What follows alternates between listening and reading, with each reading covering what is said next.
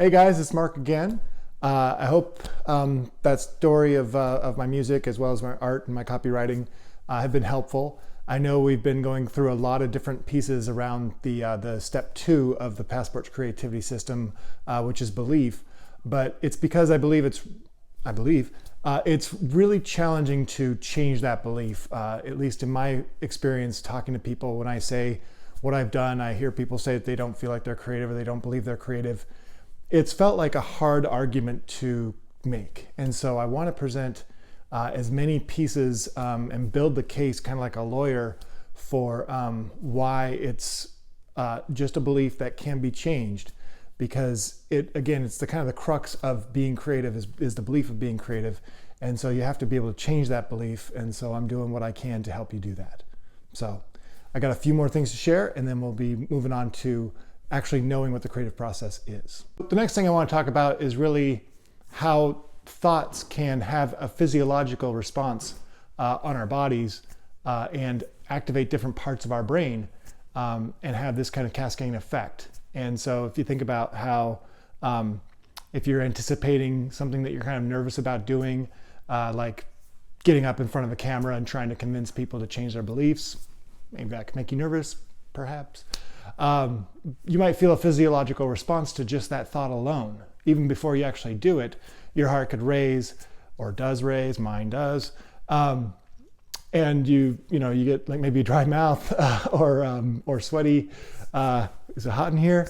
But basically just a thought itself can actually change your physiology, both inside your brain and as well as your body.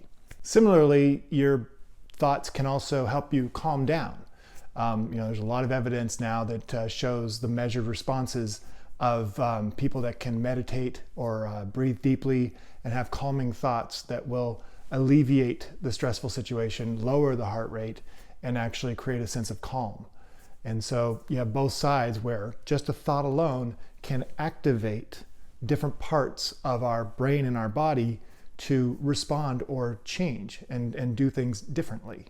And that's kind of where I'm going with this idea of creativity. Is it similar? We can access that creativity by different ways that we're thinking because we activate different parts of our brain. We always have them. It's more about activating and accessing them. That's one end of the spectrum in terms of thoughts being able to have a physiological response. On the opposite side of the spectrum are the so-called miracles or effects that have occurred from what's known as the placebo effect. A placebo has actually been around for a couple of hundred years, where people would give something to help somebody make them feel better, even if the thing that was given to them had no actual medicinal value. And there's been extreme cases where somebody's changed the size of their tumors without actually having any real medication. Some of those can be disputed. I'm a skeptic myself, but there's definitely been lots of anecdotal evidence of placebos working.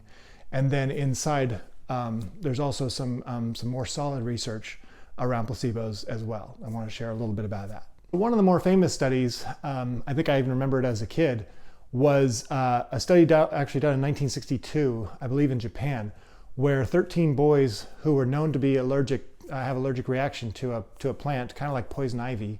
The researchers took a plant that was not poison ivy and rubbed one side of their arm, one arm with that non-poisonous plant, and told them it was the poisonous plant. And then they took the actual poisonous plant and they rubbed it on the other arm, but said that one was not.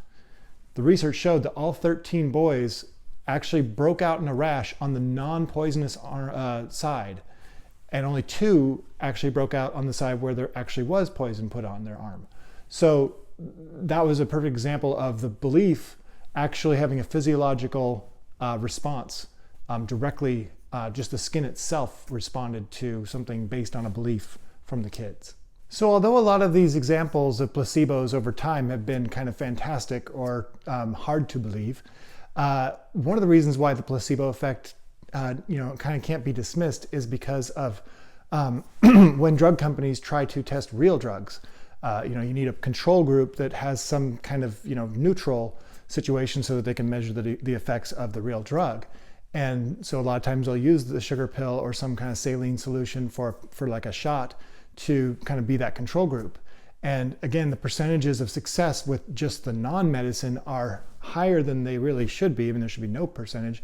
But the fact that there's like 35%, 38%, sometimes 50% success rate, depending on the challenge, it really makes it hard for the companies to determine what's not just part of the expectations of the person versus the actual medicinal value of the drug.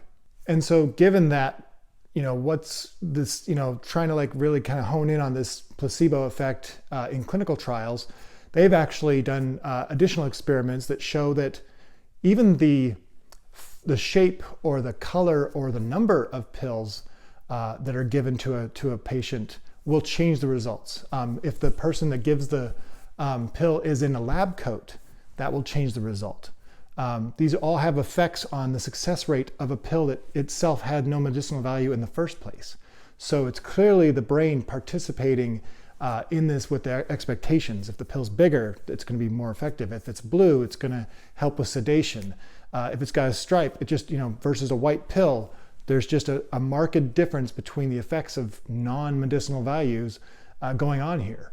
So there's even evidence now that a patient can know that it has no medicinal value and it still works. I hope that was both interesting, that the placebo effect is just an interesting phenomenon, but hopefully that, along with the other things I've tried to present, my story of how I became an artist, a musician, a copywriter, the logic of the fact that we all have the same things in our brain, so it's really more about accessing it.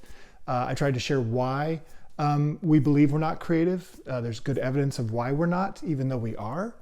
And there's also the research that shows the only difference between somebody who's considered creative and somebody who is not is the belief that they are or are not. So hopefully I've built my case. I've got one other thought to share, which is really just about the definition of creativity, because I may not be able to ever convince you that you're creative if your definition is too narrow.